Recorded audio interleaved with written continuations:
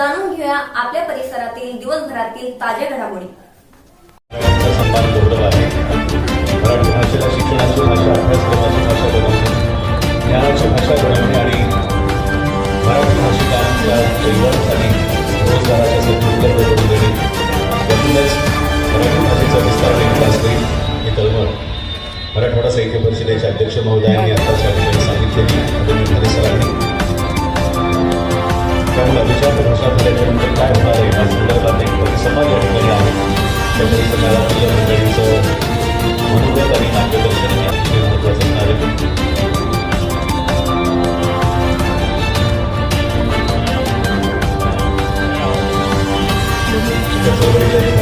इतिहास आहे थोड़ा आगे बोलीचीच नाही तर तंत्रज्ञानाच्या आणि साहित्याच्या मराठीतून जर आपण मराठवाडा असं संबोधतो। ईशा जी, आपके हस्बैंड आपकी वॉशिंग को 10 में से कितने मार्क्स देंगे? जाने दीजिए ना। अरे घबराइए मत। सॉरी। काश मैं महंगी टिकिया ले पाती। नहीं फेना सुपर वॉश टिकिया आजमाइए। बेहतरीन झाग, कोमल हाथ, रोज और चंदन, सुपर चमक। महंगी टिकिया जैसी धुलाई नहीं, फेना सुपर वॉश टिकिया में समाई। फेना ही लेना, फेना। विजय शिक्षण प्रसारक मंडळ संचलित दगडोजीराव देशमुख महाविद्यालय आणि मराठवाडा साहित्य परिषदेच्या 44व्या साहित्य संमेलनाला मी मनपूर्वक शुभेच्छा देतो। हे संमेलन वाळूजमध्ये होत आहे।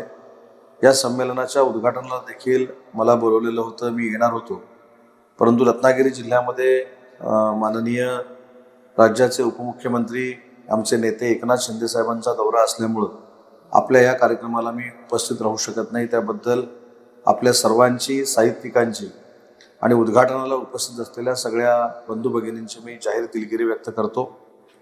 मराठवाडा साहित्य परिषदेनं अनेक साहित्यिक व त्याच्यामध्ये लेखक असतील, कवी असतील, नाटककार असतील, हे महाराष्ट्राला दिलेले आहेत। त्याबद्दल महाराष्ट्राचा मराठी भाषेचा मंत्री म्हणून मला आपल्या सगळ्यांबद्दल मनापासूनचा अभिमान आहे।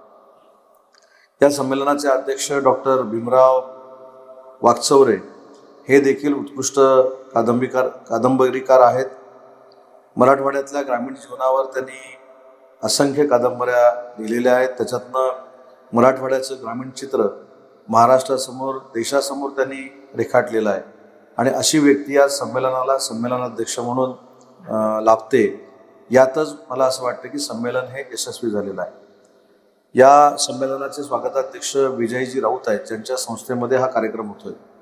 त्यांना देखील मी मनापासून धन्यवाद देतो की अभिजात दर्जा मराठी भाषेला मिळाल्यानंतर हे पहिलं संमेलन मराठवाड्याचं आपण आपल्याकडे घेतलंय। त्याबद्दल देखील भाषेचा मंत्री म्हणून मी आपलं कौतुक करतो, आपलं अभिनंदन देखील करतो।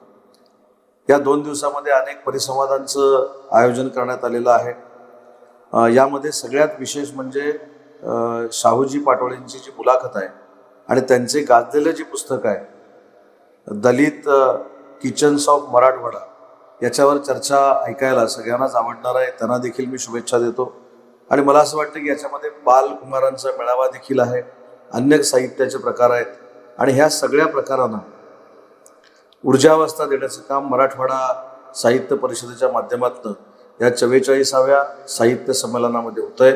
ग्रामीण भागातलं हे साहित्य संमेलन आहे। ग्रामीण भागामधला देखील साहित्यिक हा देशासमोर, राज्यासमोर आला पाहिजे, ही प्रामाणिकपणाची आपली सगळ्यांची भावना आहे आणि म्हणून मी आपल्याला एक आठवण करून देतो की दिल्लीला 21, 22 आणि 23ला अखिल भारतीय साहित्य संमेलन होतं आहे आणि त्याच्यातला एक अभिनव आणि नाविन्य प्रकार जो साहित्यामध्ये पहिल्यांदा घडतोय ते म्हणजे 30 तासाच्या रेल्वेच्या प्रवासामध्ये जवळजवळ 1200 साहित्यिक त्या रेल्वेनं प्रवास करणार आहेत आणि देशातलं पहिलं रेल्वेमधलं साहित्य संमेलन या रेल्वेमध्ये करण्याचा योग हा जुळून आलेला आहे। त्याचा प्रमुख म्हणून मी त्या ठिकाणी काम करतोय आणि म्हणून त्या देखील चळवळीमध्ये आपण सगळ्यांनी सामील व्हावं ही देखील आपल्याला विनंती करतो। पुन्हा एकदा विजय शिक्षण प्रसारक मंडळ आणि मराठवाडा साहित्य परिषदेच्या 44व्या साहित्य संमेलनाला मी मराठी भाषेचा मंत्री म्हणून शासनामार्फत मनपूर्वक शुभेच्छा देतो आणि तुमच्यासोबत मराठीचं जतन, संवर्धन आणि प्रचार करण्यासाठी शासन आहे ही देखील ग्वाही देतो। आपल्या परिसरातील ताज्या घडामोडी पाहण्यासाठी पाहत राहा सुपर महाराष्ट्र न्यूज चॅनल।